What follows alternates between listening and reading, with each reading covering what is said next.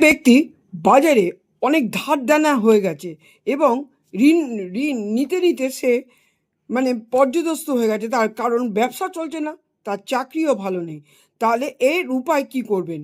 এই ধরনের ঋণ নিয়েছেন বা ঋণ বা ধার, লোন, যার জন্য তার মস্তিষ্ক ঠিক বিভ্রান্ত টাইপের হয়ে থাকে যে কোনো মানুষের। এবার তারা কি করবেন? কি করলে এ থেকে মুক্ত হতে পারবেন? কর্ম অবশ্যই করতে হবে। কি করতে হবে? সোমবার দিন আখের রস আপনি বাজার থেকে কিনে আনবেন, অল্প করে কিনে আনবেন, অল্প করে আখের রস কিনে আনবেন। আর কিনে এনে ওই তুলসী গাছের তলায় দেবেন, আর 5টা মাটির প্রদীপ, সর্ষের তেলের প্রদীপ দিয়ে জ্বালাবেন। আর জ্বালিয়ে তুলসী মাকে বলবেন হাত জোর করে, হে মা তুলসী মা, আমি যেন এই ঋণ থেকে মুক্ত হতে পারি। আমার কারবার চলছে না, আমার চাকরি চলছে না।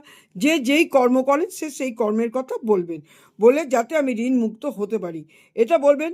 আর আপনি আপনার ঘরে মহাদেবকে কিন্তু আপনি ওই দেবেন, আখের রস একটু দেবেন এবং মহাদেবের মাথায় একটি বেলপাতা বা সাদা ফুল দিয়ে আপনি আপনার এই মনোবাসনাটা করবেন। দেখবেন কিছু দিনের মধ্যেই আপনি আস্তে আস্তে কর্মের মাধ্যমে আপনার কাজ ভালো চলবে, আপনার চাকরিও ঠিক থাকবে এবং আপনি লোনও আপনি শোধ করতে পারবেন। যে ঋণ নিয়ে রেখেছেন সেই ঋণ থেকে আপনি অবশ্যই মুক্ত হতে পারবেন।